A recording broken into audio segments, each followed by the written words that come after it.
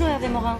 Bonjour Caroline. On va parler de cette déclaration d'amour au territoire, mais d'abord un mot sur le remaniement. Est-ce que vous trouvez que ce serait contraire aux institutions, comme le disait hier à l'Assemblée nationale Christian Jacob, qu'un secrétaire d'État aux relations avec le Parlement, M. Castaner, soit en même temps patron du parti du président?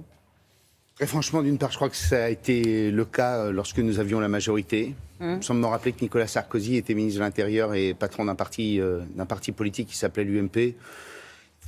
En plus, Christophe Castaner, il n'a pas un ministère de première envergure, quoi. Le ministère chargé des relations avec le Parlement, c'est pas le ministère de l'Intérieur ou le ministère de la Défense. Il ne va pas apprécier non plus, ouais, ça. Mais je vous le dis quand même, quoi. Bon, et je vais dire, il y a presque une complémentarité entre gérer un groupe parlementaire, être patron d'un parti. Il n'y a pas de séparation des pouvoirs dans cette histoire. Les pouvoirs, il y en a trois. Le judiciaire, le législatif et l'exécutif. Un parti politique, ça participe à l'expression du suffrage, ça participe à la vie démocratique.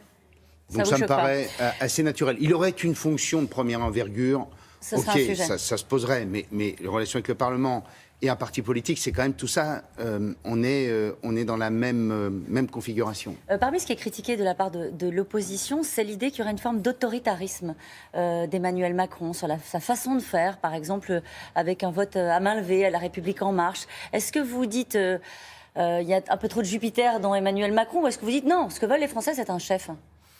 Bon, ça, c'est évident que sous la Ve République, les Français veulent un chef. Ça fait aucun doute là-dessus. Qu'ensuite, on est un culte de la personnalité de première envergure. Je vous rappelle que c'est En Marche, c'est-à-dire les mêmes initiales qu'Emmanuel Macron. Donc, on ne le découvre pas. Tous ceux qui sont rentrés dans cette histoire-là sont rentrés d'abord et avant tout, je crois, pour un homme.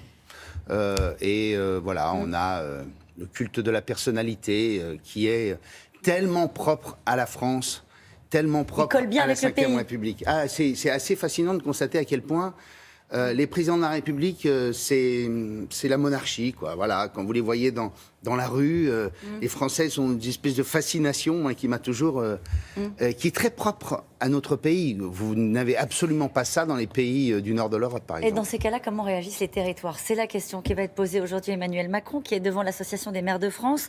Est-ce que vous avez, en tant que président de l'Association des régions de France, une attente particulière? Je disais tout à l'heure avec un peu de malice que ce qui est attendu, c'est une déclaration d'amour au territoire. C'est un peu ça aussi. Pas seulement. Je crois qu'Emmanuel Macron n'a pas compris une chose. C'est que le jacobinisme, la centralisation à l'excès, c'est l'impuissance et c'est la politique à l'ancienne. Tout ne peut pas être décidé de Paris et des ministères. J'ai été dans un gouvernement pendant près de 4 ans. Je sais à quel point, quand on devient ministre, on pense que tout va changer dans la minute. Parce qu'on va décider. Mais en vérité, une grande partie des solutions, elles proviennent des territoires. Et le président de la République doit se dire une chose simple: j'ai intérêt à m'appuyer sur les collectivités pour réussir le redressement du pays, parce que une partie du redressement du pays passe par ces collectivités. Il pourrait vous dire que c'est ce qu'on a fait auparavant, ça n'a pas forcément marché. Mais parce qu'on ne l'a jamais fait complètement.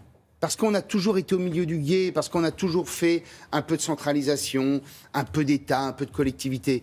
Mais je vais vous prendre des exemples simples.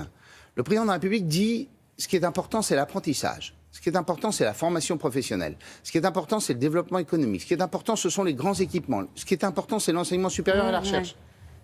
Ce sont tous des sujets traités par les régions. À chaque fois qu'il y a une initiative d'une université, d'une branche économique, ce sont les régions qui sont là. Donc vous demandez quoi? De l'autonomie, plus d'autonomie? En Europe, les pays qui réussissent, ce sont des pays fédéraux ou ce sont des pays fortement régionalisés. Parce que nous avons la réactivité, nous avons la capacité d'innovation, d'expérimentation. L'État, il est encombré dans ses normes, dans ses procédures, dans ses règles, dans l'égalitarisme de la loi, qui fait que quand un chef de l'État, Caroline Roux, prend une décision, eh bien vous avez déjà Bercy qui va s'employer à faire en sorte que cette décision ne soit pas réellement mise en œuvre. C'est comme ça que ça se passe. Et les arbitrages pris au plus haut sommet de l'État, avant qu'ils arrivent dans la commune d'Épeignes, la commune dans laquelle j'ai été maire pendant 20 ans, il va se passer 2 ans. Donc vous dites en fait c'est c'est un monarque, mais c'est un monarque qui n'a pas de pouvoir. Je dis que c'est un monarque dont il devrait s'occuper des sujets qui sont ceux du monarque. C'est-à-dire le régalien pur, la défense, la politique étrangère, etc.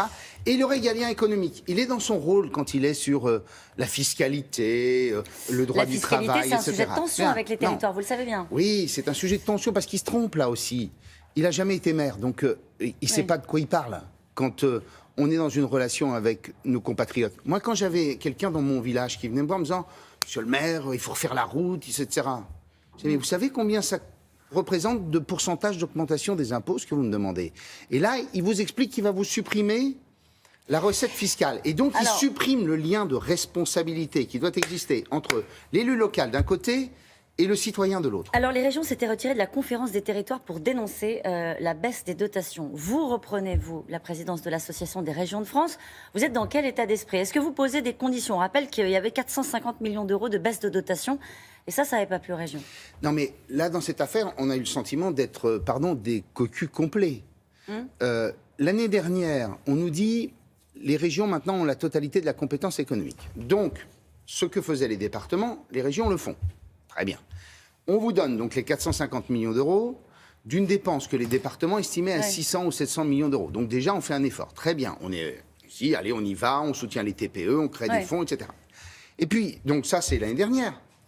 La parole de l'État est tellement formidable que l'année d'après, l'État dit, les 450 millions d'euros, vous pouvez vous asseoir dessus. Alors, vous allez vous asseoir dessus? C'est la question. Et donc, je dis au président de la République, au Premier ministre, je lui ai écrit hier soir, je lui ai dit, nous, on est constructifs, on veut que le pays, ça marche. On veut que le pays se redresse. Donc, entrons dans un dialogue qui nous permette déjà d'abord d'avoir un cadre stabilisé de nos recettes sur 4 ans, et deuxièmement, de faire en sorte qu'on se pose très clairement sur qui est chargé de faire quoi. Je ne comprends pas ce que vous avez écrit, pardonnez-moi. Vous avez écrit que c'était un sujet, les 450 millions, ou vous avez écrit que ce n'était pas un sujet? Je dis qu'il faut qu'on ait un cadre financier stabilisé. En plus de ça, on est quand même... Caroline Roux, un mot en plus, c'est que le chef de l'État dit aux collectivités, il faut faire des économies à fond. Et certains les font. Et Laurent Wauquiez, il fait des économies. Il a baissé de 5,9% les dépenses de fonctionnement.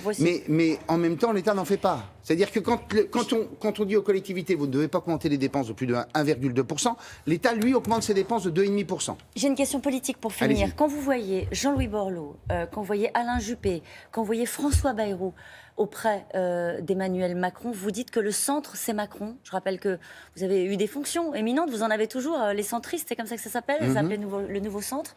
C'est le centre, Emmanuel Macron, aujourd'hui? Il faut une grande force centrale, centriste avec lui? Soyons clairs, si je suis honnête, la centralité dans la vie politique, elle est occupée par En Marche. Il ne faut pas se raconter d'histoire. Et quel rôle vous voulez jouer, vous, dans cette recomposition-là? Moi, je veux participer à la construction d'une formation politique, avec beaucoup d'autres, qui soit celle des Girondins, de ceux qui croient en l'économie de marché, mais qui veulent aussi de l'humanisme. Ça fait pas nouveau centre, ça? Ça fait pas, pardon, En Marche? Non, parce que les Girondins, non, pas vraiment. Pas vraiment. Ok, c'est dit. Merci beaucoup, Hervé Morin-Stavoul. Merci.